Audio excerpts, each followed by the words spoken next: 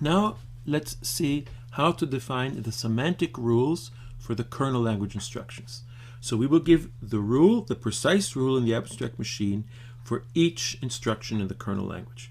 So each instruction takes one execution state as input and returns one execution state as output. Remember, an execution state is a semantic stack and a memory. So the instruction is able to read the semantic stack and the memory on the input, and it can create a new semantic stack and a new memory on the output. We're going to take a look at three instructions in detail: the skip, the sequential composition, and the local. The others we'll see in less detail. You can look at them in the exercises and in the book. Let's start with the skip. Skip is the simplest instruction. It does nothing at all. So let's see how to define nothing. So the input state here has the skip on the top of the semantic stack. What it does is it simply pops this instruction off and returns the semantic stack that results. So in the diagram here, we can see here on the left, the skip is on the top, and the right is the output execution state. In the semantic stack, the skip has simply been popped. That's all it does. Let's now take a look at sequential composition. This instruction is almost as simple as skip, a little bit more complicated. So on the input semantic stack, we have one instruction that contains two parts. Look here, SA and SB, which are inside this instruction. The output here will put these two as separate instructions on the semantic stack. So if you look at the diagram, the input execution here, the input semantic stack has one instruction on the top.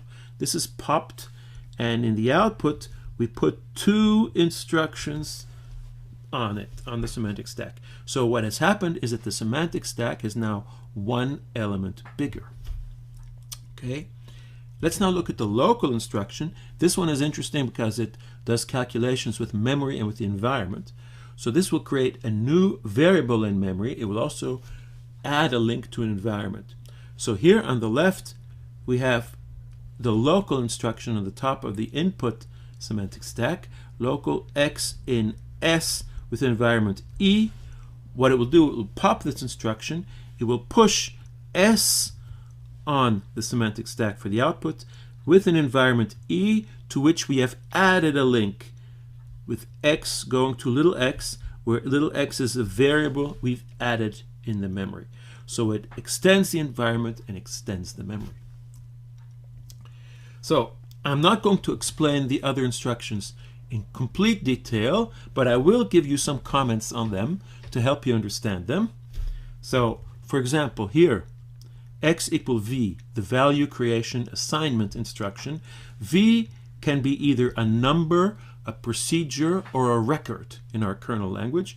So for each of these three cases, we have to create this value in memory and then bind it to the variable. Note that when v is a procedure, you have to create its contextual environment. That's for the x equal v. For the conditional, if x, then s1 else s2, end. If x is unbound, the instruction will wait, because in fact it's neither true nor false. It could be bound to either, so we cannot do either of the two cases. So the semantic stack will not be reduced. Nothing will happen until x is bound. This is the basis of concurrent synchronization, of data flow synchronization, and we say that there is an activation condition. X is bound to a value is the condition that we need to satisfy in order for this instruction to execute. Okay, let's now talk about the case. The case is the basis of pattern matching. Notice that the case in the kernel language only has a single pattern. If you have a case statement with more patterns, you have to build them up by using the case of containing a single pattern.